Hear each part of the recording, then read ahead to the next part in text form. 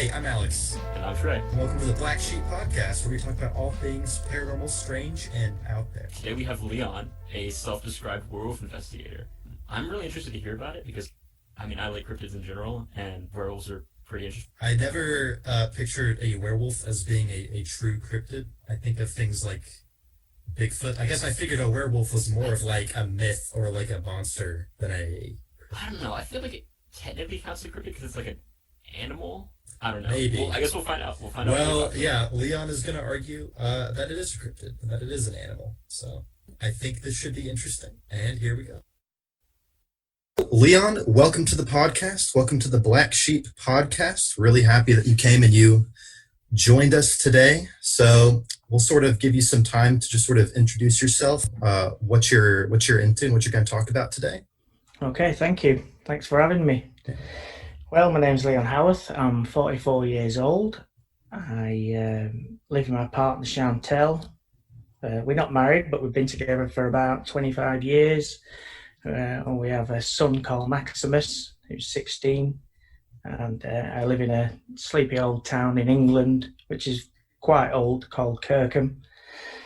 And I do a bit of wild camping, a bit of off-roading, a bit of other things. And my main interest really is cryptids, going along werewolves, and as they say over in America, the dogman.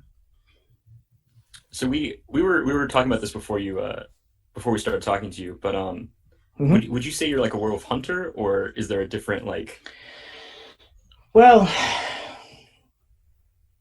not a hunt. I wouldn't say a hunter, because when you look at the laws that are in England, you're not really going to go looking for something that exists like this without a firearm or any other thing.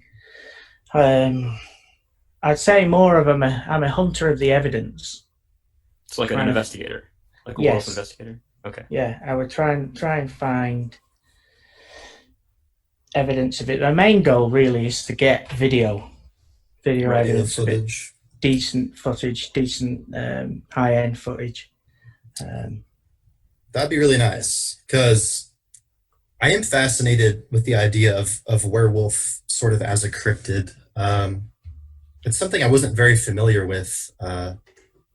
Sort of the categorization of the werewolf is something that people think might be existing in modern times. And I wish there was better footage. There's some creepy footage, but most of it is not very good.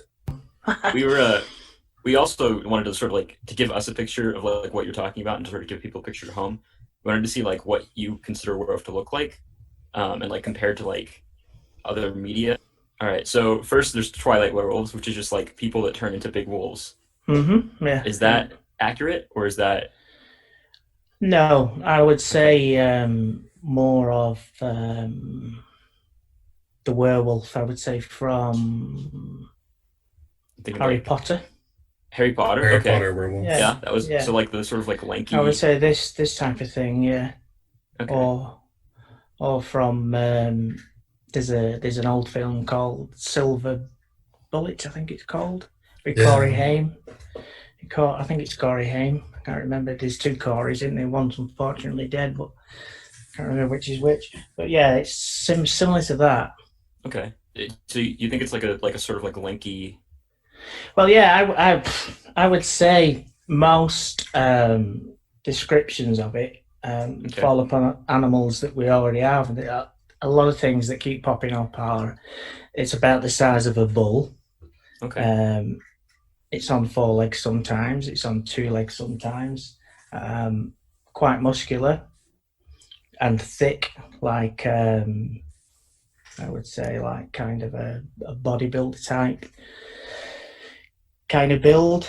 But its face, people struggle with trying to give a description of its face. A lot of things that keep coming up are a baboon. Okay. It's probably about the size of a horse, people say, and it's got a face of a baboon. Have you seen the werewolves from Underworld? Because that kind of sounds like what you're describing. Yes, that is. Yes, I would say that. Yeah, very close to that. Yeah. This is what I hear from people. doesn't sound very nice to bump into, does it? Yeah. It does not. I'm curious. So the way you describe it, I'm extrapolating. You probably think it's like a purely biological thing, or do you believe there's any sort of that transformation lore attached to the werewolf? Well, a lot of people who are into it, they're like divided down to two paths. One is supernatural type thing, or one is flesh and blood. Now, myself, I'm a little bit on the fence, but I've got a foot in flesh and blood. It's a real animal that does exist somewhere. It does get around and do its things, but there's still there seems to be quite a large mystical fact with it, because a lot of the sightings are around really old places, people who've been lived there for a long time, military bases, and there's quite a lot of UFOs that are seen in the same kind of place as well. So it's depending on evidence. As a researcher, we could move left or right on that fence. It's very hard to plug down and keep, to work out which is which. Yeah, that makes sense. Well, if it's something either way, yeah.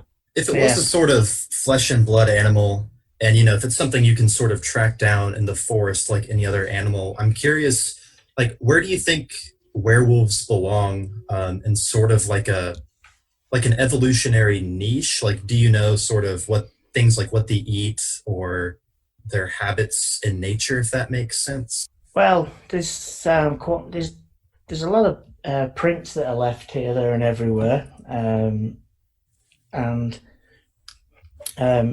with regards to trying to track something like that, if it leaves a mark, you can track it. I have had witnesses saying, they do leave marks. It is a real thing. It does pick things up. It does move. It does climb over things. So it seems to be a solid, real thing. People are sort of perplexed by myths and legends such as like the dragon, where there's this sort of common denominator across multiple continents. And it is sort of fascinating because if it's an entirely imagined thing, one has to wonder why it's popping up in so many places. And I suppose the werewolf is sort of the same way. You say, like, in the US, we have things, I'm sure you've heard of these, like the Michigan dog man, we have the beast of Bray Road. Yeah. And apparently, in the UK, you're also saying there's numerous reports of these werewolves. Yeah. But when you look at the history of it, probably I would say one of the earliest is, have you heard of the Epic of Gilgamesh? Yes. Mm-hmm. Well, it gets mentioned in there that there's a transformation from man to wolf, which is like 2000 BC, which is a long time ago. I would say that's just like a human to a wolf. I think the story is something about it's a jolted lover or something. But looking at how we see things, how we see the creature and what we think it is, I would say it's more of Roman and Greek folklore when you look into what they have to say. Funny thing is, where I live, it is a town that was governed by the Romans over 2,000 years ago. There's a Roman fort here, and when you look at it, you think to yourself, have they brought their stories, or have they brought something with them? And that goes back a long way, a long way. It does. There is an interesting history that I was unaware of before I sort of looked into this topic. So apparently there were werewolf trials, much like there were sort of witch trials. Yes. From the 1500s to hundreds of years later, and that's fascinating. And some people admit to having committed those crimes as werewolves. Yes. I'm curious what you think about that. It sounds strange, but not very long ago, in the scheme of things, I think in the late 80s, early 90s, there was a guy on the south coast of England. that totally believed that he was a werewolf. He ended up in a mental institution, got himself out, and it was, I can't remember his name. Was it Peter Stubb? No. Okay. Peter Stubb was a man who killed about a dozen people. I think it was in the 1500s, and he claimed this is quite up to date. Okay. He was that obsessed with the fact that he was going to be a werewolf. He went to a local police station. He tried to give himself in to say, you need to lock me up. I'm going to do some damage to people. They didn't believe him. And he had to start an altercation. In the end, it took like several big burly police officers to drag him in. Once they did get him in, I don't know, you've seen on the movies where doors to cells, it's like a little sliding where they put food through or put paperwork through, which is probably 12 inches by 12 inches. Well, this guy was that highly strung that he wanted to get over there. He managed to get his arm, his shoulder, and his head through that gap, and he believed he was a werewolf. And to have that kind of strength, there must be some kind of psychological thing that does exist with them, which there is, like lycanthropy. But this guy, he was. Do you think he was a werewolf then? He was actually a werewolf? He believed he was. He believed he was. There's no evidence to say that he was. He didn't grow hair and fangs and things. In the end, I think he had something to do with the couple that made. They're a famous couple in the States. There was a couple of films lately that were about what they did. He ended up going over to the States, and he was a bit like an exorcist type thing, where they tried to sort him out, and they did sort him out, and nothing ever happened again.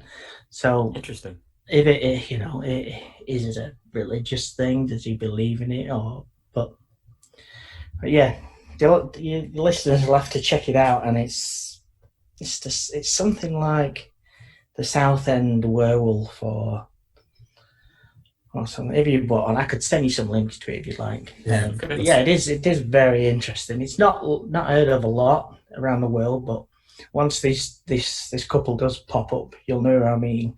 But at the moment, I can't think who they are.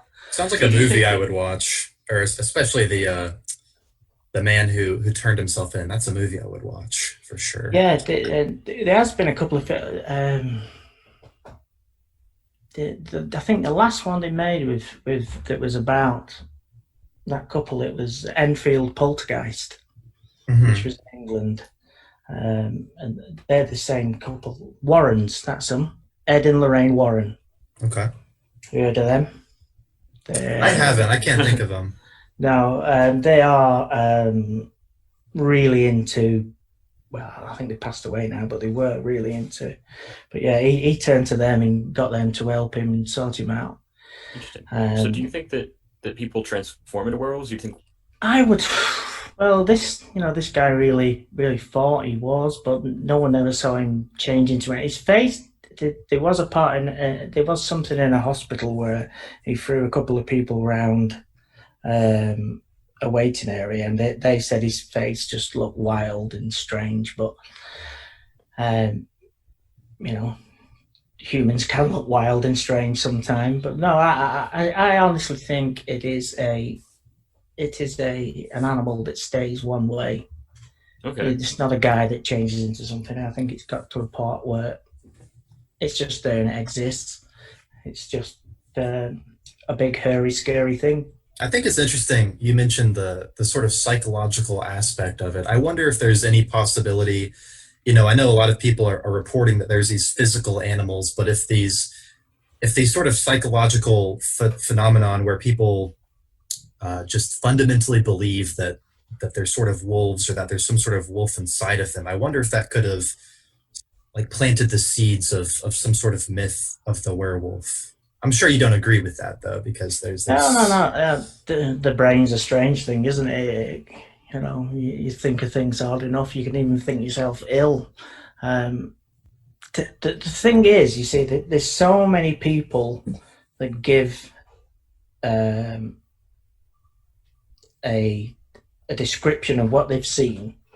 It always comes up, very similar things. It's got a head like a monkey. It's as big as a bull. These words keep appearing: bull, monkey, horse, or donkey. Every time someone tells me something, these certain words pop up, and it's. Do you talk to people who've seen werewolves? Yeah. I've had a couple of people tell me that they've seen things. Last year, I think it was last year, I have a friend of mine, and he's into wild camping and bushcraft, things like that, off-road driving and things, you know, real manly things. And he has this channel, and he wanted to come up with a special on Halloween special. So I told him about this Dogman theory and all everything, and it like, whoa, this has got to like this. And between us both, we decided to make a documentary, which was about 30 minutes long or something. And it was like, we'll start it off as tongue-in-cheek kind of thing, even though I'm still a staunch believer of it, but he's not. But more we looked into it, and more the places we went and the people we spoke to, the more it become, bloody hell, this thing might be real, you know. Yeah. It came up. Like I got an old friend I went to school with. His mother, they're from the farming community, and the thing that really blasted me off into this subject was one day she told me, it's 2016, that she'd seen this animal on her land, and it was the size of a bull, but it looked like a dog. It was on all fours. And I said, like, you know, are you sure it weren't a wild boar? We don't have wild boar in England, but that's a lot easier than saying the size of a bull but look like a dog. No, she said, no, you know, I come from farming stock. I know animals. I've been around them all my life. This thing was the size of a bull, but it looked like a dog. It was walking along a fence next to their land that goes onto railway embankments, which is something else. Railways and waterways in England. I think that's a way they can travel around, but we'll get onto that in a minute. Yeah, as she was telling me about it, I thought, we'll make this video for Spiro's channel. Once we put it up there, it went ballistic. It went mad. For a little channel, it went mad, but it didn't go viral. And I thought, well, if people want to hear about these things and they want to know what's going on, then I changed the direction of my own YouTube channel and carried on doing the hunting and the rooting, and it's just mushroomed from then. People come along, and because they've either seen a video or they know I'm a laid back guy, they can come and tell me what they want. They're not going to get ridiculed. I'll listen to them. Right. You know, always believe every single thing. But if they say certain words, like I said before, bull, monkey, horse thing, size, you know, that there could be some kind of truth. And, you know, all around the world, in England as well, you've got people like ex-military, serving police officers that have seen things like that, and they're telling people what they've seen. And with that kind of job, they've got a lot to lose, haven't they? Yeah, that's true. That is true. Do you believe in other like cryptids then? Because you said that like the reason you believe in werewolf is because of like the repeated like similar descriptions. Do you believe in like the Loch Ness monster or Sasquatch? Like, I would say where I live now, not very far away, because England's only a little country really. I lived in a little village called Prestonleigh, which is in very close to Manchester, and I lived there from an early age to about 15. And at the time I was living there, this village is on the banks of a river called the River Irwell. And whilst I lived there was a lot of strange reports and things in the local newspaper about seeing, what did they keep calling? They kept calling it a wild man, but when you listen to what it looked like, it was what a Bigfoot looks like, but not as tall. There actually is stuff online. You could look it up. You put River Irwell, wild man. You will find stories and things to back it up. And to me, that's what got me thinking about it more than anything. I would say believing in Bigfoot. Well, yeah, kind of. No, yeah, I do. It's another thing where there's too many sightings, isn't there? People see this thing all over the place, and what have they got? There's nothing to lose to tell you something's been seen. With regards to Loch Ness Monster, well, I don't know about that one. But I mean, I often find myself in sort of that similar headspace where I would consider myself somewhat skeptical, but just when there's this universal sort of experience with a lot of people that, have nothing to gain from saying they've seen this thing, it is pretty odd. It makes you wonder, is what I'm saying. Yeah, definitely, yeah. Right. Have you ever thought about hunting for like Sasquatch or Bigfoot or anything? Well, I did not so long ago. I went down back to where I used to live and I looked into things. Nothing at all came up. I did find some caves and some old mines that I thought to myself, maybe this Bigfoot type wild man could be hiding in there. Nothing really come of it. But there's a lady called Deborah Hastwell who runs a Bigfoot Cryptid UK or something over here. She swears blind she saw one as a child, and actually that sighting was within a stone's throw of where I used to live. So that going back to that again, that's what it was. It's what kicked it all off. So that's what got you interested in cryptids in the first place? Yeah. Well, we as kids, things that go bump in the night or scary monsters, we all think, what's this about? Yeah.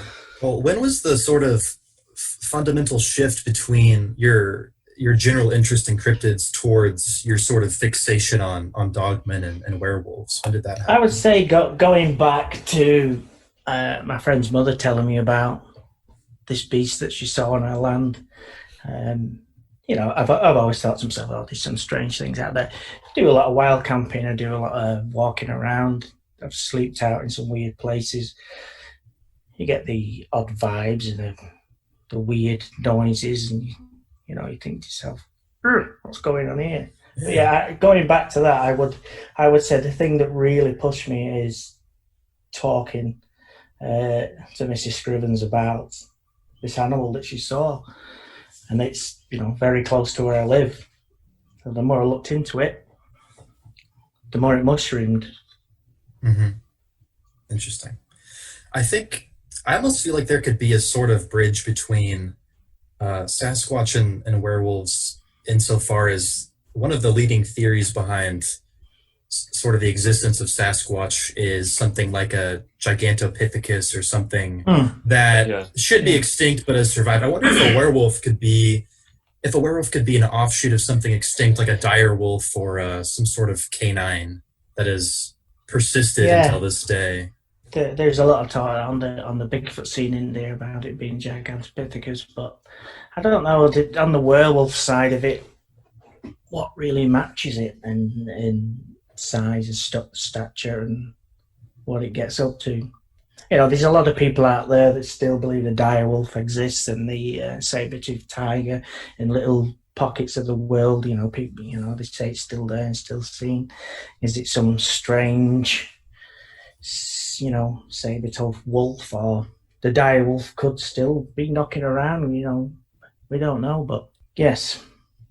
I think that could make sense in explaining like a large wolf. I don't think there's anything quite like what a lot of people have described. Are some accounts like bipedal? Like, does it walk on two legs, or is it usually Yeah, four? yeah. I've got a report going back. Yeah, I've called it the Dogman Bridge report. This is actually mentioned in the documentary I made with my friend on his channel, and that was the 8th of August 2019. And it was just off the A583 at Kirkham, which is where I live. It's the old town.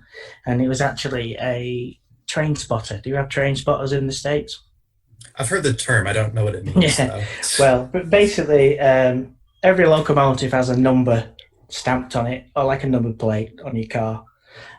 These guys go out there and they try to get every number off every train. They write it down in the book, and it sounds a bit strange, but they enjoy it. They're not doing anything wrong. But this guy was a train spotter, and he was on a bridge waiting for some rare locomotive that was coming through, and he should have been there with his brother, but his brother let him down. He went on his own, and he said, going back to it being on two legs, that he spotted this thing, and he said the same thing again. It was about the size of a horse or a donkey, with a head resembling a baboon. This is where it gets onto 2 feet. The witness says he saw the animal climb over the railway fence in the way that a monkey or a human would do it. So when you think of a four-legged animal, they don't climb, they leap over things, don't they? But this guy told me that this went up on its back legs, climbed over the fence, climbed over the other side of the fence. It walked for about 20 or 30 yards. It dropped back down on all fours, and then it was off in a flash. So that's really the only report I have of it being on two legs. There's other reports, but it's always on all fours. So do you think it's sort of like a gorilla where it will a lot of times walk on all fours, but then it'll go on two legs? Yeah, you're right. Yeah, that's good. Yeah, depending on what they're doing. Yeah, right. I suppose they could be on all fours, and then you've got to do a certain thing, climbing up or climbing over. You get on your back legs. But I suppose, say, a lot of people, especially in your country, they say that these things stand up on the back legs, and it's more of a trying to scare you kind of thing. You know, like I'm bigger than you type thing. Like a bear posturing. Yeah, a bear does a similar thing, doesn't it? It stands on its back legs, but over here, no, there's not a great deal. I mean, there's not a great deal of it, but it is about. So do you think there are different species of dogmen, based on where different locations, or do you think it's all the same, just different reports? I think they're all very similar, or the same kind of animal. You're going off descriptions, what people, the general public, are telling you, apart from trained observers like military and the police. You know, they're trained to look at things and mentally take notes down, and they're coming up with the same thing over and over again. So I would say, yeah, it's the same everywhere. Over here, anyway. And it seems to be over in the States as well. It keeps popping up, the same things come over and over again. Yeah, I can't think of a lot of diversity in the United States when it comes to sightings. It seems to be sort of the same thing. Yeah. You talked about that bridge report. I was curious, what do you think, if you had to go up against a werewolf skeptic and you had to show them one report or one piece of evidence that you'd think would be most convincing, or at least get them to look into it, what would you go with? Would it be that bridge report, or would it be something else? One of the last reports I had, that was called that one, the canal boat incident. I actually made a video of that. I recall hearing about that. I think I watched some of that video. That's where I heard about the baboon face for the first time. Yeah. that was in England. We've got miles and miles of waterways of canals, the man-made rivers, basically, going back to bloody hell. I think the first one we made in 1500 and something. They've been around for a while, but they were basically the freeway or the motorway of England back before we had engines and things. But now people retire, buy houseboats and live on there. Mainly narrowboats. That's a boat that's probably about, I would say 7 foot wide and probably 50 foot long. It's a strange looking, weird thing. But this guy got in touch with me. He lived on his boat. He said that this spot that he keeps mooring up, you can't stay in one spot all the time unless you own the land. So this guy would travel up and down the canal. And he said he got friendly with his fox. The fox kept coming backwards and forwards at night and rummaging in all his garbage in his bins and things. So he started leaving food out for it. Now, one night, it was the 18th of February 2020. He said he heard this noise of this fox. And then when people tell me certain things, which I'm going to tell you now, like when you step on a boat, I don't know if you're into boats or anything like that. When you step on a boat, the weight shifts from one side, goes down. We get what I'm saying? Whatever stepped on this boat, it made it move. It made it dip to one side. So it was big. So things like that sound a little bit more credible. And he said it grabbed this fox. This fox screamed. He sat up to look out of his window, pulled his curtains across because like I said, these boats are only very thin. And he managed to see this animal climbing up from the canal cutting up through a bit of woodland. He said it was like probably as big as a donkey, but a head like a baboon. Again, the same thing keeps coming on. And as it got to the top of this canal cutting, there's a fence. It jumps over the fence, and he said he saw car lights coming from the right, coming from a little village down the road. Now, whoever was driving this car saw this as well, because they braked, they sounded the horn, and then it suddenly sped off. Off it disappeared. They disappeared. And when I looked at where he said this happened, I have a theory that these things use canals and they use railways to get up and down around the country. The woodland that it disappeared to is connected between a railway and a canal. So the idea of it being quite believable, it come out pretty well.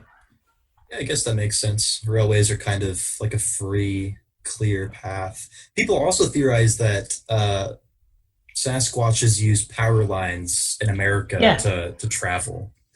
Yeah. Fun fact. That's interesting. Well, there's 10,000 miles of railway in England, and the whole land is it's posted with no trespassing signs. You know, if I get caught on there, it's £1,000 or it's $1,800 fine. So that land, like I say, it's 10,000 miles of it all over the country that spreads out like a spider's web. No one goes on it. No one travels on it, apart from when they sat inside a metal tube whizzing along.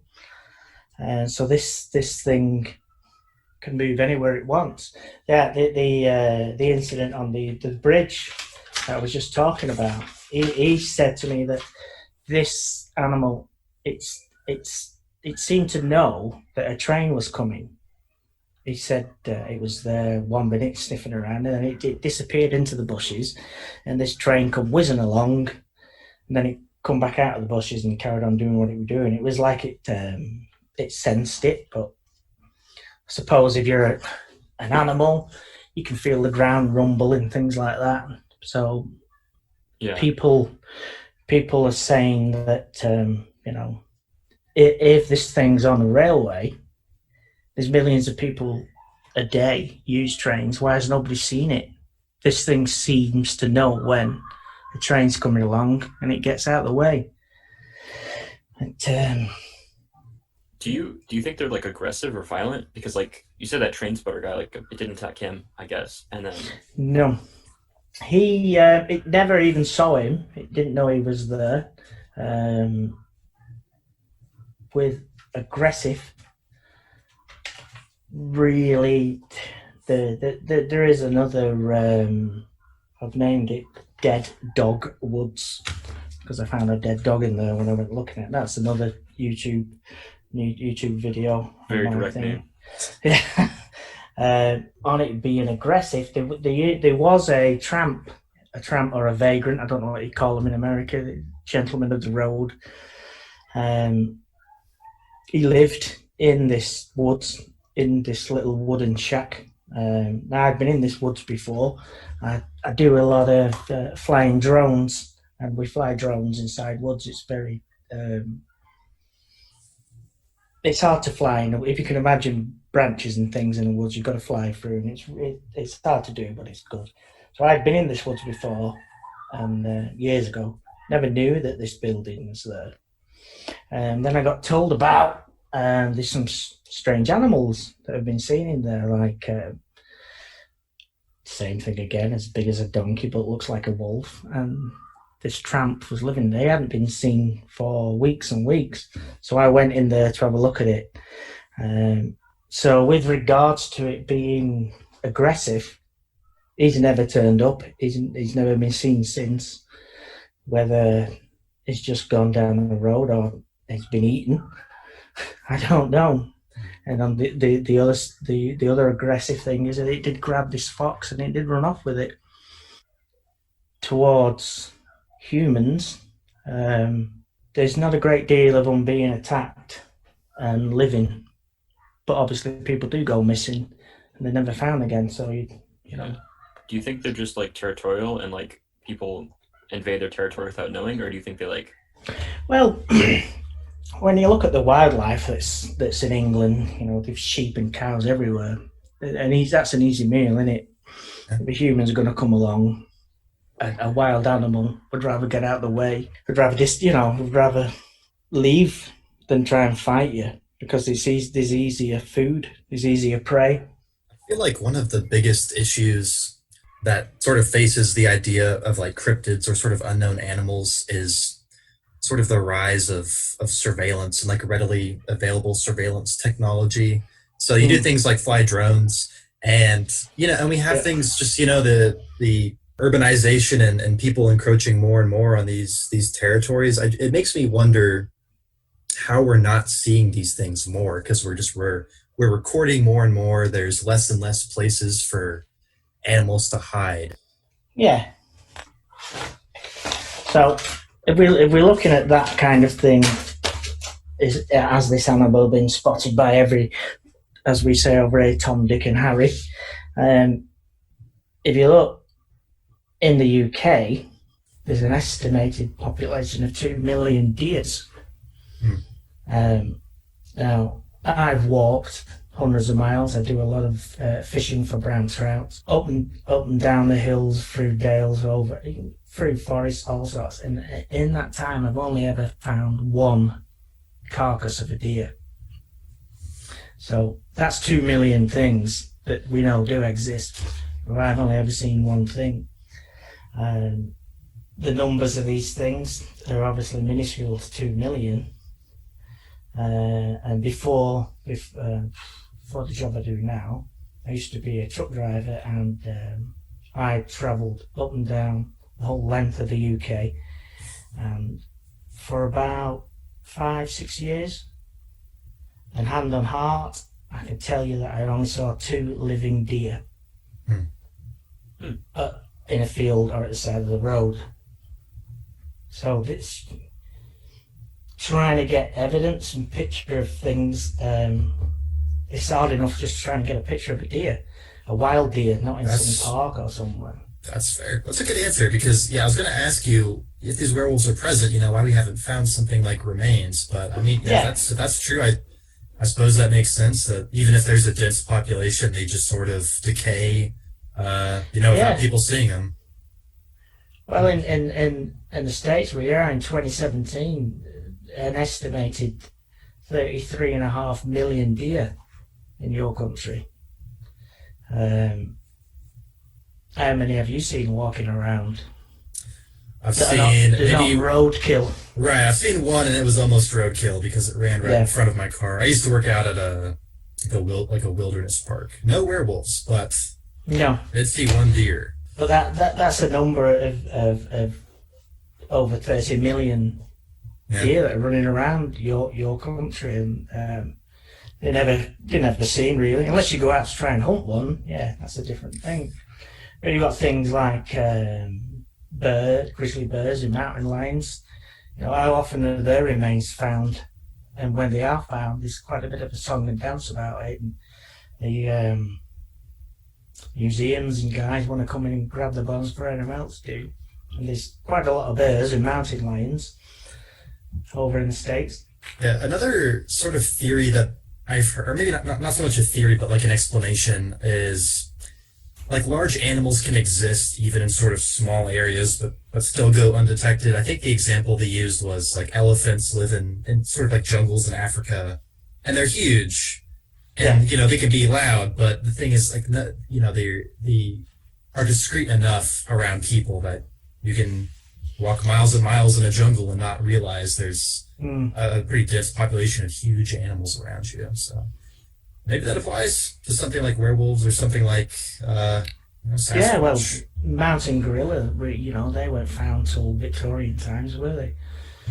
And now many millions of years they've been running around Africa. But yeah, it's a similar size animal as well, isn't it? I am curious. You said that there's like not many werewolves. How many werewolves do you think there are in? Oh well, that's hard to say. But like I said before, on the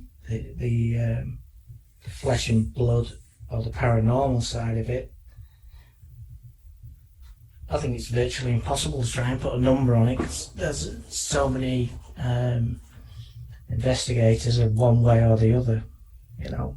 They think some investigators think that they're from a parallel universe, because for a portal they exist. They come into our world, they do what they're doing, and then they bugger off back. That's an English thing again. Yeah. But on the other side, it's a real flesh and blood. So to try and put a number on it, no, I don't really know. I couldn't say. If I give you a number, I'd be lying, because I just don't know. Would you say they're like solitary, or are they like pack animals? Are they like wolves and they're pack animals, or are they like gorillas? Well, most sightings, they're on their own.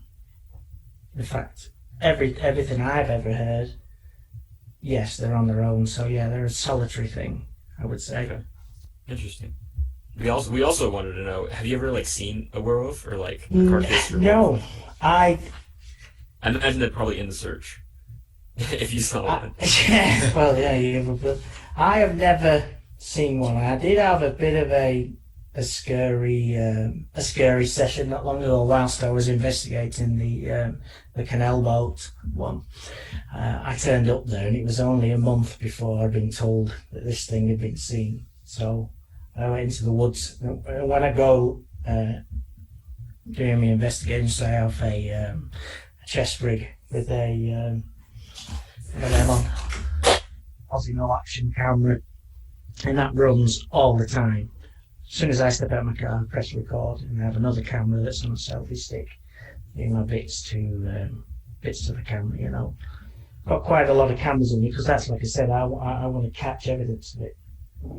So, like I said, this thing had only been seen a month ago, and I was walking through this woods, and your head's on a swivel, and you're looking around, and you think every little noise is a strange thing.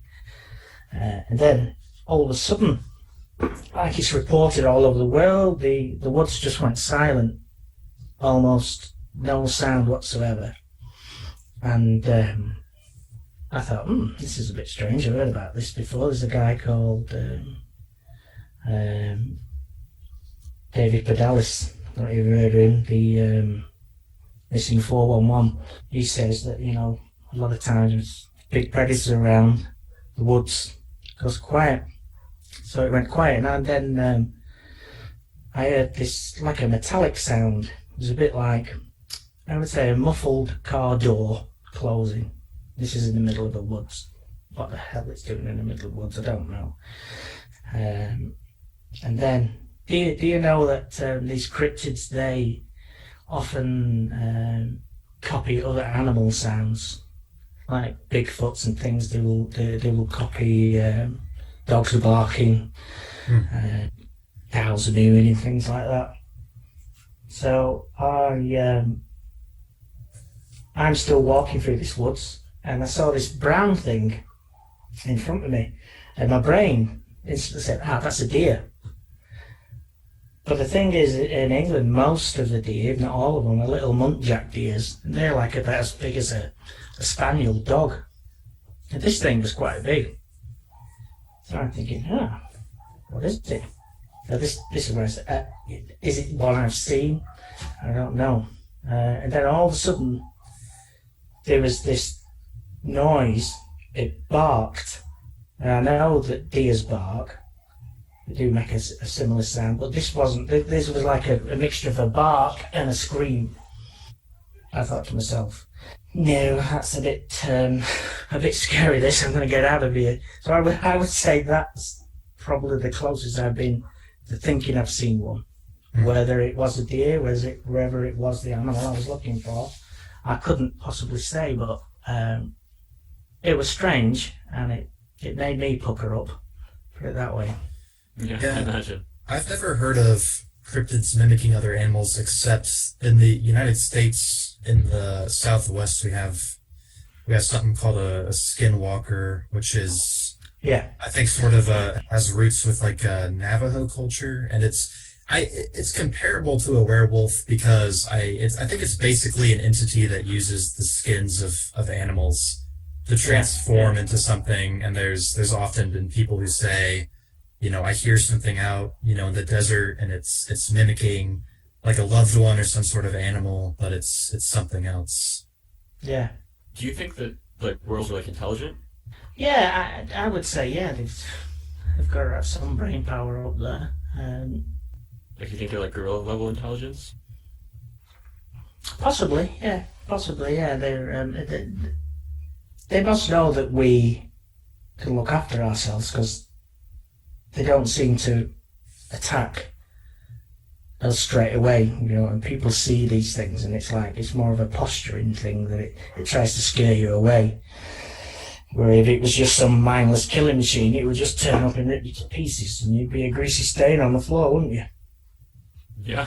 So they're there must be some intelligence somewhere there. What would you do if you did like you come face to face with a werewolf? You for sure know this is a werewolf. Well, in England, I don't know if you know about gun laws. Hardly anybody has a gun in England. It's very hard to get one. So you would be out there on your own. If this thing wanted to kill you, it would kill you there and then. Myself, what would I do? I would make sure I'm recording. Is the first thing. Get that footage. If they find your body, you can at least find that footage. Be like, all right, well, this man's dead, but werewolves exist. So managed to get it. They'll find my action camera in a big pile of poop somewhere. No, I really, honestly don't know what I would do. When I do go out looking for these things, in my videos and my films, I never show what I'm carrying with me. I do carry weapons with me. I am tooled up pretty well. Obviously, no firearms, no guns, we can have shotguns over here, but you can't just go walking around anywhere with a shotgun. But yeah, I'm not no softie. I can look after myself, but I wouldn't go down screaming. I would have a go at it.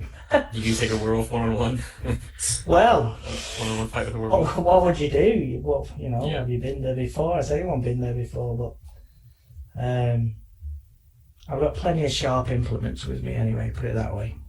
And you would have accomplished your goal, or one of your goals. Yeah. Yeah. You've seen the werewolf. The evidence is there. Yeah. I think I have one more sort of like a skeptic's question for you, which is, we've talked, I think there's definitely a spectrum from what you've told us about werewolf explanations, from parallel dimensions to just, something that maybe existed once on the fossil record and is still around. I guess why couldn't these creatures just be large wolves and that's sort of the end of the story?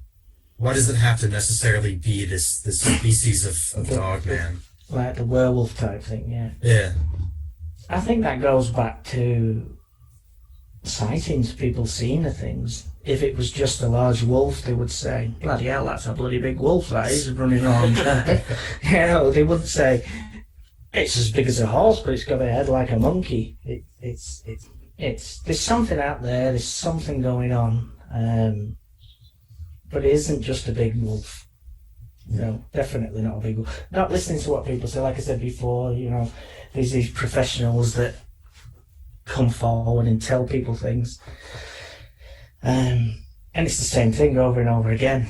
It ain't no big wolf on four legs, it's something different. I think I just have one last question. If there was something that, the general public, you wanted the general public to know about dogmen or werewolves, or just one general thing, something that might make them look into it, some general fact about them, what would it be? Probably we're not the head of the food chain, and just always be ready and make sure that you look after yourself and don't think that you're the big boss of the forest, because you're not. And always be ready. Always check your surroundings and don't sit back too easy. Yeah. That's what I'd say. I think I have two more questions. Go on. My first question, it would be, do you think there's any sort of governmental conspiracy to suppress werewolves or their existence? Is there any advantage in that? Not so much. Well, yeah, there is kind of with cryptids. I would say on the werewolf side, it's a big scary beast, and they've got no control over it, so they don't want to admit that it exists because they can't control it. But going down on the other cryptids like Bigfoot, in the States, if they, we keep saying they, who are they? But yeah, the government admitted that this hairy humanoid thing was running around the countryside and the woods all over America. They would have to give it some kind of status of saying it's an endangered species, or there's only so many of them. And when you look at it, how much money would be lost in logging and things like that. You're looking at millions and millions of pounds, because all this logging that goes on would all be shut down, and at the end of the day, it's money that makes the world go round, isn't it? Yeah. I mean, from what you've told me, I already don't want to go to the UK. Get yourself a passport and get over here. I think my last question would just be, is there anything that you consider like an impressive find from what you've been doing? Like the sort of the scurrying creature that you encountered? There's some photos of footprints that are on film again. We did find some drag marks in the woods. It looked like quite a large animal that had been dragged. There's nothing really in the UK that's big enough to drag something like a fox. Fox is going to drag a rabbit or a pheasant or something like this. But the marks we found, they weren't a lightweight pheasant or a rabbit. It was quite a big divot in the ground, and not far from it, We found some more ground that was disturbed, and then this footprint appeared. The only thing is, it was one footprint, just one footprint. But yeah, I would say that is one of my jewels. I think I saw that footprint. It was pretty large. It was about the size of your shoe, right? Yeah. I'm a size 9, which is a 10 in States. So that's, it is big. It's a big footprint. We tried to find some more of it, but the ground changed. It wasn't there. You can't just go and say, yeah, it was there because I followed it and it went 100 yards, because you'd be lying. The whole point is trying to keep it real and show the evidence that it does exist and it's there. I guess that's something to consider, is that in America, I keep returning to the Bigfoot example because it's sort of what we know a bit better. Yeah. There's one of the big obstacles to things like encounters or sightings is people will say, oh, there's other large predators, there's bears, so like that's one thing that can sort of stunt the conversation. But I guess it is a little bit different in the UK. Hearing about these large creatures, it's like, well, there's nothing really else that could explain what that is. I was talking to someone just the other day, and I was telling them about something years ago. Now, in England, in the UK, there was a law that came out in 1976, and it was called the Dangerous Animal Act. Because before then, anyone in this country could own any animal, basically what they wanted. A bear, a lion, bloody kangaroo, whatever, they could own whatever they wanted. And this law came out that you either have to have the thing put down, whatever animal it was, or it goes in a zoo, or... So there's a theory that a lot of people let these animals loose rather than... Because they were the pets, really, at the end of the day, like my cat roaming around here. You wouldn't... If some the government suddenly said, right, all cats are banned, what would you do? You wouldn't have it get... You just let it go. Going back to... I have a story a long time ago. This is to prove that people did have these animals. My grandfather had a furniture business in Blackpool. I don't know if you've heard of Blackpool. It's not far from where I am. It's like the Vegas of England. There's a copy of the Eiffel Tower, but it's only 500 feet tall. But yeah, there's there. And we had this business in there, and my father and my uncle used to do the deliveries for the furniture. Once the furniture was sold, they would go out in the truck and they would deliver this thing. And he tells me that they pulled up at this house, which is only down the road from where I am. If you Google the Boys Brigade, Kirkham, you'll see where it is, this big house. It was a private house then. My uncle tells the story that they parked the lorry up, they opened the gate, and as they opened the gate, he saw a sign on the gate that said, "Beware of the lion." He went back, "Hey, have you seen this? It says, beware of the lion." So they joked to each other, yeah, like, whatever. Just watch me back. So my uncle's at the back of this truck, and he's waving back, on back, and he's waving back. My dad's driving the truck, and he says, he could see this thing sat behind him. That's a big dog. What's that like? It's good. And uncle's walking further and further and further back. Nearly walked onto it. My dad wound the window down on the truck and said, "I think you better look behind you. I think that sign might be real." And as my uncle turned around, this bloody mountain lion was sat there. And this guy had it as a pet. This was like early 70s. But it was like, it roaming around like a Labrador. They wouldn't get out of the truck again. He soon got back in it until he put it in his little enclosure, like. But yeah, the animals like that. There was a lot of them in England, a lot of them. And you've heard of the Bodmin Beast? Have you ever heard of that?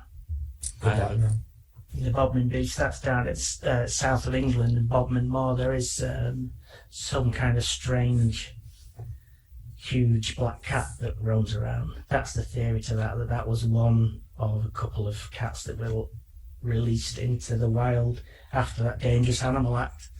And where did they all go? Are people seeing that? Cats don't walk on the back legs, but they definitely did have some big scary animals in this country. that shouldn't have really been here. They could possibly still exist.